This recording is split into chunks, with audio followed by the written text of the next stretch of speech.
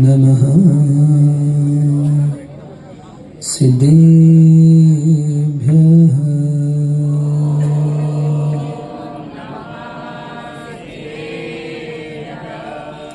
ॐ नमः सिद्धेभ्यः।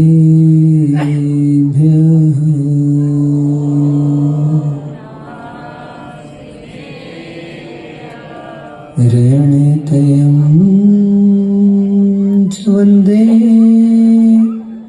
चौवीसं जिणे च सवदा वन्दे पंचगुरूणां वन्दे चारणचरणं सदा वन्दे चारणचरणं सदा वन्दे विजितमदनकेतुं निर्मलं निर्विकारम् रहितसकलसङ्गम् संयमासक्तचित्तम्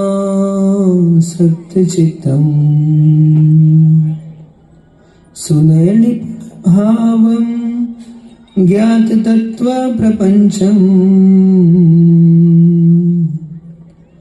जननमरणभीतम् सद्गुरु नौमि नित्यम् जननमरणभीतम् मम गुरु नौमि नित्यम्। जगन्नाथ परम सिद्ध भगवान की, वर्तमान शासन नायक महावीर भगवान की, 1008 से पार्श्वनाथ भगवान की, सामने साक्षात विराजमान बाहुबली भगवान की, परम पूज्य दादा गुरु आचार्य भगवान विमल सागर सन्मति सागर विराग सागर जी महाराज की, परम पूज्य आचार्य भगवान विशुद्ध सागर जी महाराज की, आचार्य भगवान विभव सागर विमर्श सागर जी महाराज की, द्वादशांग जिनवाणी माता की।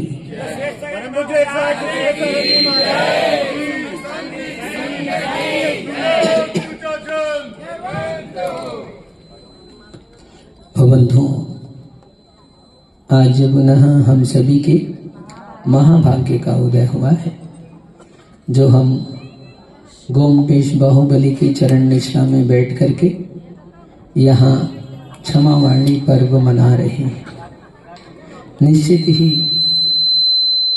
पुण्य के नियोग से ही ऐसे शुभ अवसर की प्राप्ति होती है। पाठो दीजिए। पुण्य के उदय से ही ऐसे शुभ अवसर की प्राप्ति होती है,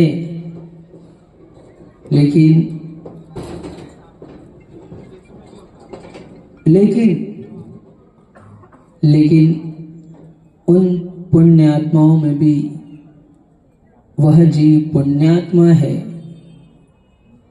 उन पुण्यात्मा में भी वह जीव महान पुण्यात्मा है, जो क्षमा को अपने अंतस में धारण करता है।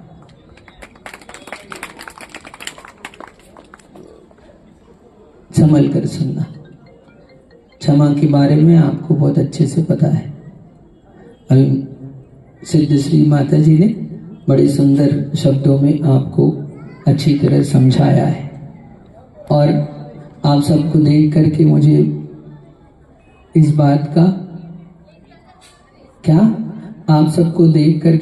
बात का बोध हो रहा है कि लगभग बहुत वर्षों से आप क्षमा वाणी पर्व मना रहे हैं और क्षमा के बारे में सुन रहे कि नहीं? बोलो ना। पीछे वाले सम्राट कुर्सी में बैठे हो, सुन रहे कि नहीं? अच्छी बात है, संभल कर सुनना, सहज हो जाओ। देखो, आपको सूचना दूं, अभी आपको भोजन घर जाके करना, टेंशन नहीं लेना, बाहर नहीं करना, बाजार का नहीं खाना पड़ता है अपने को। क्या? ओ, बहुत संभल कर सुनना, मैं कुछ दूसरी बात आज सबसे करने वाला हूं। बाहुबली। ओ देखो, हम लोगों का महान सौभाग्य है, हम लोगों का महान सौभाग्य है कि हमको क्षमा वाणी पर्व इंदौर में सामूहिक क्षमा वाणी जो कहाँ हुई थी, कांच के मंदिर में। हमारी बहुत भावना थी कि हम उस कार्यक्रम में शामिल हों, देखे तो इंदौर की क्षमा वाणी कैसे होती है, इंदौर के लोग क्षमा वाणी कैसे मनाते हैं। लेकिन कुछ विघ्न के कारण से हम वहां पर उपस्थित नहीं हो सके। क्यों? क्योंकि बाहुबली भगवान कह रहे थे, बेटा क्षमा की मूर्ति तो हम हैं, हमारे चरणों में तुमको आना पड़ेगा, क्षमा देखनी है। तो इस सदी की सबसे पहली क्षमा बाहुबली से ही शुरुआत हुई, समझना। हाँ, बहुत गजब की बात आपको बता दूं एक, देखो दूसरा सारा जहान झुकता है, और रितेश भाई पाटोदी जी, सारा जग झुक गया, सारा जग कह रहा हूं, क्यों हो, एक नहीं, दो नहीं, तीन नहीं, चार नहीं, पांच मलेच्छ खंड के वो 32,000 मुकुटबद्ध राजा झुक गए, सब झुक गए, लेकिन अपना भाई है ना, वही नहीं मानता है। हाँ क्या, सब झुक गए लेकिन अपना भाई नहीं झुकता है, बड़ी मुश्किल बात है। बाहुबली संभल कर रहना। क्या हो, दूसरों से क्षमा मांग लेना बड़ा आसान है। आपको अनुभव है इस बात का, अपनों से क्षमा मांगना बड़ा मुश्किल है। क्या कह रहे हैं? दूसरों से क्षमा मांग लेना बड़ा आसान है, अपनों से क्षमा मांगना बहुत मुश्किल है। और अब संभल कर सुनना, अपने से क्षमा मांगना ये तो और भी कठिन काम है, केवल साधुओं के ही होती है उत्तम क्षमा। हो क्यों? दूसरों से तुम मांगते रहते। एक मैसेज, एक क्या किया, एक बटन दबाया, अच्छा आया था, बहुत मैसेज आए तुम्हारे पास में, सेलेक्ट कर लिया रात में बैठ करके कौन सा अच्छा है। हाँ, ओ यही वाला अच्छा है रितेश भाई, अर्पित यही अच्छा है, यही वाला भेजना है, और तुमने बस वो सेलेक्ट करके भेज दिया अपने ग्रुप में, ताऊ के ग्रुप में, चाचा के ग्रुप में, राजेश दद्दू के ग्रुप में, पाटोदी जी के ग्रुप में, बाहुबली या गोमट गिरी के ट्रस्ट के ग्रुप में भेज दिया कि नहीं। ओहो, वो दूसरों से मांगी गई क्षमा है। और आप अपने लोगों से फिर भी चलो, दूसरे से तो मांग ली, अपने भी लोग रोज रिश्तेदार है, नहीं मांगेंगे तो कोई क्या कहे। दद्दू, फिर बच्चों की शादी भी करनी, रिश्ते भी बना के चलना है, अपने को बहुत सारे काम है। और कुछ अभी माता जी जैसे बता रही थी, लोभवश ग्राहक रूठ जाएगा तो क्षमा मांग ली तुमने। हाँ, कपड़े वाले कहाँ गए, राजेश वाले सब कपड़े बेचने चले गए, जाने तो जिनको जल्दी थी वो, अरे तुम लोग भेजने में ही लगे रहते हो। अरे हम कह रहे जिनको जल्दी थी तो कोई जाने तो, सुनो, तो तुमने वैसे भी मांग ली, लेकिन वो दूसरों से मांग ली वो भी चला, अपनों से मांग ली, बड़ा मुश्किल काम था, वो भी ठीक था, लेकिन अपने से, अब बताओ अपने से क्या कह रहा हूं,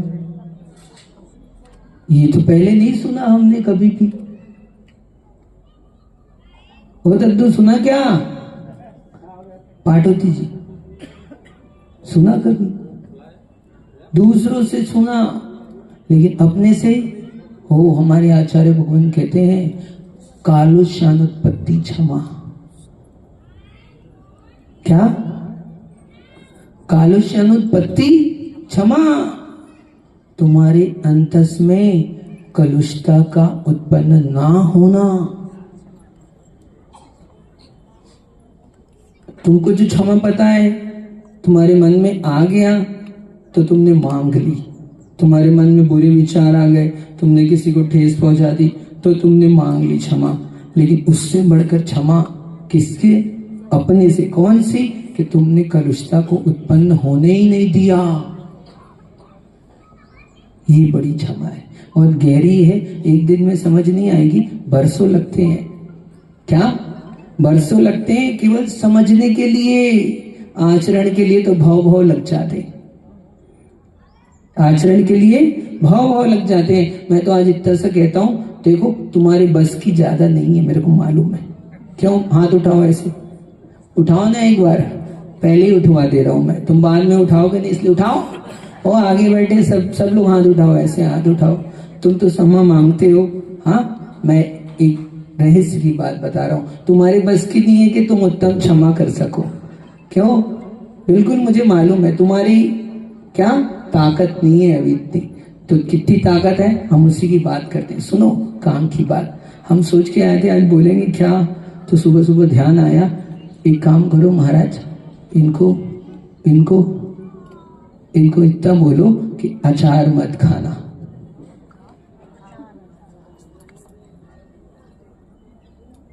क्या कह रहे हैं? संभल कर सुनो।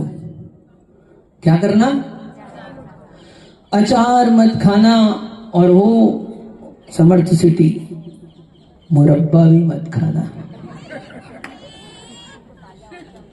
क्यों कह रहे हैं महाराज? बड़ा रहस्य है इसके पीछे। तुम लोगों को जल्दी तो नहीं है? बोलो ना जल्दी। सही बोल रहे हो कि झूठ? हाँ, अंदर तो लगी है कि महाराज खत्म करो, काहे को जाए, जल्दी खाना भी तो नहीं है, अपने को जल्दी जानी है। महाराज कह रहे खुशबू आते रहती तो ये लोग रुके रहते, टिके रहते, अब खुशबू नहीं आ रही है। ओह महाराज देखो, खुशबू से टिके रहने वाले तो आपको सैकड़ों लाखों मिल जाएंगे, लेकिन ये शुद्ध हैं, ये धर्म की खुशबू से टिके हुए हैं। क्या पाटोदी जी? निश्चित मान के चलना, ये सब धर्म की खुशबू से टिके हुए हैं। नहीं तो कौन आता है? कोई नहीं आता। अंतस में तुम्हारे धर्म है, पर ज्यादा नहीं, थोड़ा तो है ना। हाँ, वो थोड़ा ही हमारे लिए कल्याण का साधन बनेगा। सुनो मैं क्या कह रहा था, बोलो जल्दी बताओ क्या कह रहा था। हाँ, तुमको याद है? बड़ा जिसका त्याग नहीं है ना उसको याद है। हाँ, कौन बोला पता है? जो खाते हैं वही लोग बोले। ये भी विशेषता सुनो, अचार मत खाना पाटोदी जी, और मुरब्बा मत खाना। क्या? आम का नहीं, नींबू का नहीं।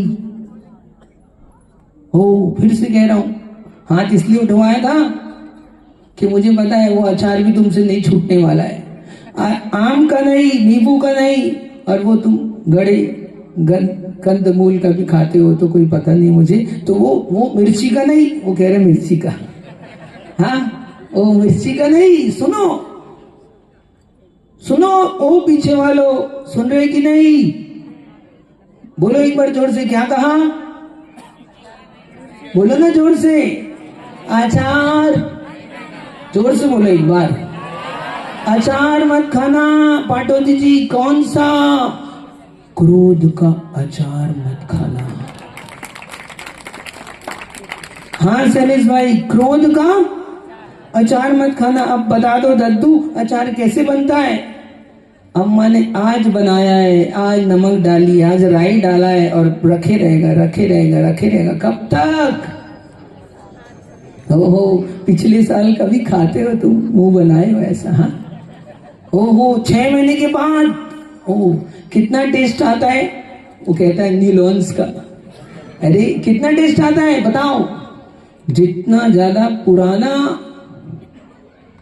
हाँ, उसमें वो त्रस जीव मर्यादा के बाहर हुआ। हम लोग भी खाते हैं महाराज, हम स्वयं तो खाते हैं, और तुमसे त्याग कैसे करवाएंगे? इसलिए नहीं करवा रहे हैं त्याग। सुनो संभल कर, क्या कह रहे हैं? हम खाते हैं लेकिन मर्यादा का। आज बनाए ना, अभी सुबह बनाए, 6 घंटे के भीतर हम खा लेते हैं, ज्यादा हो तुमसे 24 घंटे का। सुनो, ओ अचार मत खाना। रहस्य की बात क्या है इसमें? क्रोध का अचार मत खाना। क्रोध करना तुम्हारे लिए जरूरी है, मुझे मालूम है, तुम कह रहे हो जरूरी है। बिना क्रोध के काम नहीं चलता है, तुमसे क्रोध का त्याग हो नहीं सकता है। और तो तुमसे क्या, मुझसे भी नहीं होता है। लेकिन हो ऐसा क्रोध मत करना जिससे धर्म और धर्मात्मा का अपमान होता हो, धर्म और धर्मात्मा की अवहेलना होती हो, धर्म का नाश होता हो, या या फिर किसी के ऊपर क्रोध किया हो तो अर्पित 6 महीने से ज्यादा उस क्रोध को मत रखना अपने भीतर में। ये है क्रोध का अचार। बचपन में पढ़ा था, क्या है? बैर क्रोध का अचार या मुरब्बा है। तब बात समझ में नहीं आई थी, जब साधु बन गए ना तब समझ में आई मेरे को। क्या?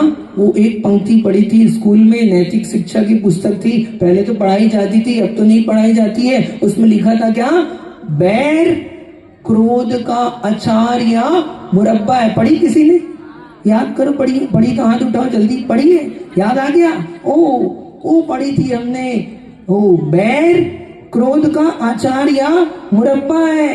तो 6 महीने से यदि अधिक तुम्हारी कषाय किसी के साथ चल रही है तो समझ लेना तुम्हारा अब क्रोध अचार बन चुका है। तुम्हारा क्रोध भले तुमको मीठा मीठा लगता हो, मुरब्बा बन चुका है। ये वासना काल है। क्षण मात्र किसी से बात हुई, क्रोध 6 महीने तक चलता नहीं है। क्या कह रहा हूं? किसी का भी क्रोध 6 महीने तक चलता नहीं है। अंतर्मूर्त तक ही किसी भी कषाय की उत्पत्ति उदय चलता है। अंतर्मूर्त के बाद कषाय बदल जाती है। तो आपने अभी क्रोध किया, झगड़ा किया, लेकिन पाटोदी 6 महीने हो गए, अब अपन उससे बात नहीं करते, बेकार है आदमी। फिर भी 6 महीने के बाद भी सामने आता है ना, अपन मुंह घुमा लेते, इधर कर लो साइड, अपना देखना ही नहीं, बात भी नहीं करें। क्यों? तुमको लग रहा है कि अब तुम उससे नाराज हो कि नहीं? बताओ, बात समझ में आ रही? क्या कह रहे हैं? तुम्हारे भीतर में उसके प्रति नाराजगी बनी हुई है कि नहीं? वो नाराजगी अभी उत्पन्न हुई है कि पहले से? बताओ। उस दिन झगड़ा हुआ था ना, उस दिन से नाराजगी बनी हुई है। इसका मतलब उस कषाय के उस समय उदय के समाप्त हो जाने के बाद भी जो उसके संस्कार रहते हैं उसको कहते हैं वासना। क्या कह रहा हूं? कषाय तो अंतर्मूर्त के लिए झगड़ा हुआ, 2 मिनट के लिए बातचीत हुई, 5 मिनट के लिए हाथापाई हुई है, लेकिन उसके बाद में क्या हुआ? तुम अपने रास्ते, वो अपने रास्ते, तुम अपने काम कर रहे हो, अपना जीवन जी रहे हो, लेकिन फिर भी तुम्हारे अंदर में नाराजगी बनी हुई है कि नहीं? यदि बनी हुई है तो समझ लेना कि वो तुम्हारे भीतर में संस्कार चल रहे हैं, जिसको कहते हैं शास्त्र में वासना काल। और यदि पाटोदी जी 6 महीने से अधिक किसी की कषाय चलती है तो उसका वासना काल देख करके हमारे आचार्य भगवान कहते हैं ये अनंतानुबंधी कषाय है। कौन सी कषाय है? अनंतानुबंधी कषाय है। अर्थात क्या मतलब है इसका? वो अनंत संसार का अनुबंध कराने वाली है। अर्थात अनंत, मिथ्यात्व को भी अनंत कहते हैं। वो मिथ्यात्व के साथ तुम्हारे अंदर में बनी हुई है। अब तुम कितना भी गोमटे इसके ऊपर पानी डाल देना, कितना भी महावीर भगवान की पूजा कर लेना और कितना भी मुंह से क्षमा वाणी मांग लेना, लेकिन यदि अंतर से तुम्हारे भीतर से वो कषाय नहीं निकली तो समझ लेना तुम्हारा गुणस्थान कौन सा है। मैं तो नहीं कहूंगा, लेकिन तुमको समझ में आ गया कौन सा गुणस्थान है? पहला ही है। हम पहली सीढ़ी में कब तक पड़े रहेंगे? अनादि काल से इस पंचम काल में हमने जन्म लिया ना, ये इस बात का प्रमाण पत्र है कि हम उत्पन्न हुए हैं मिथ्यात्व के साथ। क्योंकि पंचम काल में कोई भी जीव सम्यक को लेकर के पैदा नहीं होता है, सभी मिथ्या दृष्टि है रत्तु। लेकिन उसके बाद में भी यदि आप अपने भीतर की कषायों को निकाल देते हैं तो आप उच्च स्थान को प्राप्त होते हैं। इसलिए अपने अंतस में देखो। क्या? किसी दूसरे को मत देखना, किसी दूसरे से मत कहना। क्यों? देखो, वास्तव में कोई दूसरा तुम्हारे भीतर की सफाई नहीं कर सकता है। हाँ, वो समर्सिटी। क्या कह रहा हूं? दूसरा तुम्हारे भीतर की सफाई नहीं कर सकता है। और एक बात ध्यान रखो, वास्तव में दूसरे ने तुम्हारे को क्रोध दिलाया भी नहीं है। मतलब तुम्हारे भीतर में क्या वो कषाय उत्पन्न नहीं कराई, वो तो खाली निमित्त है। तुम स्वयं चाहो तो हाँ, एक ही कार्य से एक जने क्रोधित होता है, दूसरा नहीं होता है। क्यों ऐसा होता है? पाटोदी जी, माइक बंद हो गया, महाराज को गुस्सा आ गया, आ सकता है कि नहीं? बोलो ना। ओ तुम, अरे सुनो भैया, महाराज को गुस्सा आ सकता है, गुस्से में डांट भी थे तुम्हारे को, हो सकता है एक हाथ लगा भी थे। क्या करते हो ये? लेकिन वो कितनी देर के लिए? फिर तुरंत महाराज कहते हैं भाई गलती होगी, तस्मिच्छामि धुक्कड़म। महाराज की संचलन कषाय है, अंतर्मूर्त के लिए ही चलती है। अंतर्मूर्त के बाद में महाराज पहले जैसे हो जाते हैं, जैसे थे वैसे हो जाते हैं। इसलिए महाराज को गुस्सा नहीं आता है। ऐसा मत कहना, ये तो गुस्सा आ जाएगा। क्या हो? महाराज को भी गुस्सा आता है। इसलिए मैंने कहा था क्रोध मैं भी करता हूं, इसलिए क्रोध करने के लिए आपको मना नहीं कर रहा हूं। बस इतना सा काम करो कि उस क्रोध को आगे तक मत ले चलो, उस क्रोध को अपने भीतर में बना करके मत रखो। इसलिए बोलो एक बार, आचार। आई बात समझ में? क्या कह रहे हैं? हाँ, कौन सा आचार? बस उतना ही। अरे वो भी आचार मत खाना, अभक्ष है। नरक का पहला द्वार कहाँ है शास्त्र में? हाँ, नरक के अनेक द्वार हैं, 7 द्वार कहे तो पहला द्वार कौन है? पहला द्वार आचार। हो क्यों? अनंत अनंत त्रस जीवों का पिंड है। हो खाने में थोड़ी देर के लिए अच्छा लगता है, लेकिन तुमको दिख तो नहीं रहे, सब कुछ तुम्हारे को दिखाई नहीं देता है। ओ सामने वाला पड़ोसी तुमसे नाराज है, दिखाई देता है? बोलो, दिखाई देता है? देता है कह रहे हैं अंकल, कभी कभी देता है। पत्नी नाराज है, पता चलता है तुम्हारे को? वो पता चल जाता है। लेकिन ओ सुनो, तुम्हारा ही ग्राहक नाराज है, पता चलता है? ओ कुछ कुछ हमको पता चलता है, लेकिन कुछ कुछ पता नहीं चलता है। इसलिए कुछ जीव तो हमको दिखाई देते हैं, लेकिन ऐसे सूक्ष्म जीव जो हमारी नेत्रों के द्वारा देखे नहीं जाते, हमारे सर्वज्ञ भगवान ने अपने ज्ञान से देखे हैं कि बेटा क्या उसमें अनंत अनंत असंख्यात त्रस जीवों की उत्पत्ति हो चुकी है। इसलिए वो क्या है? त्रस जीवों का पिंड है। यदि खाओगे तो नरक में जाओगे। उसी प्रकार तुम्हारे भीतर की कषाय है, तुमको दिख रही है, सामने वाले को पता नहीं चलता है। किसी को पता चल जाए वो अलग बात है, लेकिन तुम्हारे भीतर की कषाय तुम्ही को पता है, तुम किससे नाराज हो, किससे नहीं हो। इसलिए दूसरा तुम्हारी सफाई नहीं करेगा। कषाय तुमने उत्पन्न की है अपने भीतर में, तुम्हारी सफाई तुम्ही को करनी पड़ेगी। इसलिए दूसरे के भरोसे मत रहना। क्षमा वाणी मुख से भी मत मांगना। यदि तुम्हारे अंतस से कलुषता समाप्त हुई तो समझना क्षमा वाणी बनी है, और यदि कलुषता बनी हुई है तो तुम ऐसी सैकड़ों क्या लाखों क्षमा वाणी मना लो, तुम्हारा कल्याण होने वाला। बोलो ना। वाह, कुछ लोगों ने बोला है, बाकी लोग सोच रहे हैं महाराज छोड़ दो ना, जल्दी छोड़ रहे हैं, चिंता नहीं करो, हमको भी अभिषेक देखना है, जाना है। बड़ा सौभाग्य था, देखो कितना सुंदर प्रांगण है, और आज तो आनंद आ गया। बाहुबली के दर्शन करके ऐसा लगा कि हम तो गोमटेश में पहुंच गए हैं। आज हम सब यहाँ पर बैठे हैं, ये हमारे दादा गुरु का ही चमत्कार है। क्या कह रहा हूँ पाटोती जी? हाँ, आज हम यहाँ पर बैठे हैं ना, तो ये हमारे दादा गुरु का ही अतिशय है। आचार्य भगवान दादा गुरु विमल सागर महाराज की, हाँ, उनके अतिशय से ही आज यहाँ पर ये आपको सब कुछ दिखाई दे रहा है। वो दादा गुरु हमारे विमल सागर जी, उनके शिष्य आचार्य विराग सागर जी, उनके शिष्य आचार्य भगवान पट्टाचार्य विशुद्ध सागर जी महाराज, और उनके हम सब शिष्य गण यहाँ पर विराजते हैं। ये सौभाग्य की बात है, आज इतना सुंदर अवसर मिला है। तुम लोगों को तो मिला है, हमको भी माता जी का सानिध्य मिला।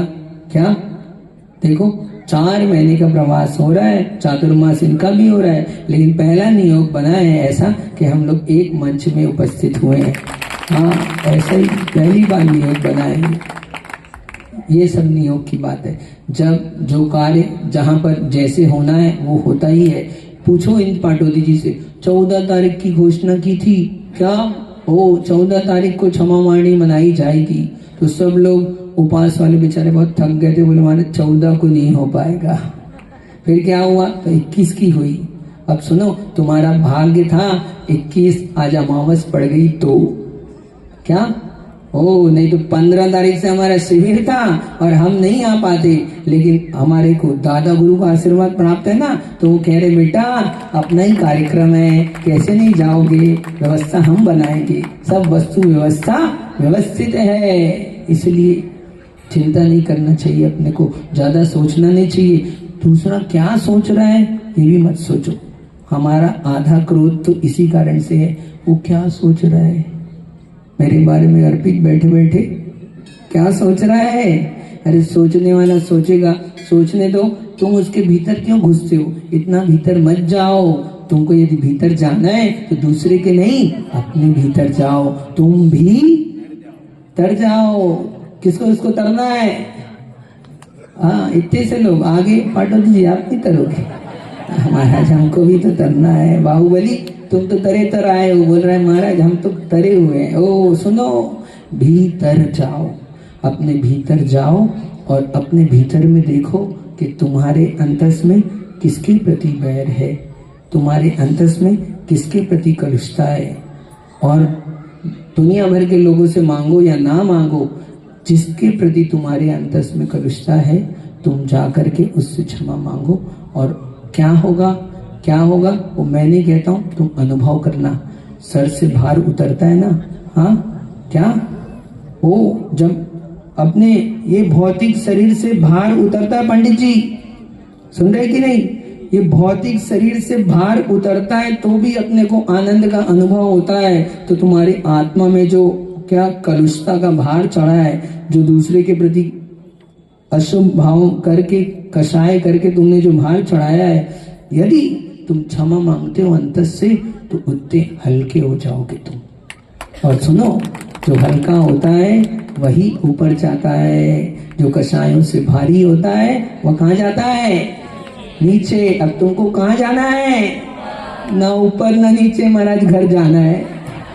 अरे घर तो चले जाना, लेकिन इसके लिए क्या, यदि नीचे ना जाना हो, दुर्गति में ना जाना हो तो अपने भीतर जाओ और अपने भीतर में देखो कि किसके प्रति कषाय है, उससे क्षमा मांगो, तब तुम्हारी क्षमा मांगनी सच्ची होगी। अन्यथा तुम फॉर्मेलिटी करोगे, ज्यादा होगा, मिश्री खा लोगे, सौंफ खा लोगे, किसी के मीठा खा लोगे, कुछ खा लोगे और खा पी के क्या जय राम जी की, हाँ सब क्या होगा? नहीं, तो ऐसा ना हो। अपने अंतस को अपने को ही स्वच्छ करना पड़ता है, दूसरा हमारे सफाई करने नहीं आता है, हमारी सफाई हमको स्वयं को करनी पड़ती है। यदि तुम चाहते हो भगवान बनना, अभी नहीं तो कभी भी, जब कभी भी भगवान बनोगे तो इसी अनुसार बनोगे। अपने अंतस से क्षमा प्रारंभ करो, अपने अंतस से। किससे? अपने अंतस की कलुषता को समाप्त करो, यही असली क्षमा वाणी है। जब लोग क्षमा वाणी पर्व की, कितना अद्भुत पर्व है। पूरे विश्व में अनेक लोग अनेक पर्व मनाते हैं पाटोदी जी, लेकिन ये क्षमा वाणी पर्व यदि कोई मनाता है तो वो जैन समाज है। हमारे भगवंतों ने हमारे लिए उन्नति का रास्ता दिया है कि बेटा तुम लोग नीचे कब तक बैठे रहोगे, ऊपर मंच बहुत बड़ा है, आ जाओ, धीरे धीरे ऊपर बढ़ते जाओ। क्या करो, अपने भीतर से कलुषता मिटाते जाओ और अपने आप को ऊपर की ओर बढ़ाते जाओ। आप सभी ऊपर ऊर्ध्वगामी हो, आपकी कलुषता नष्ट हो, आपकी कषाय शांत हो और आप अंतस से क्षमा को धारण करें। ऐसी भावनाओं से जय बोलिए परम पूज्य चर्या शिरोमणि आचार्य गोविंद विशुद्ध सागर जी महाराज की, द्वादश राम जी वाणी माता की।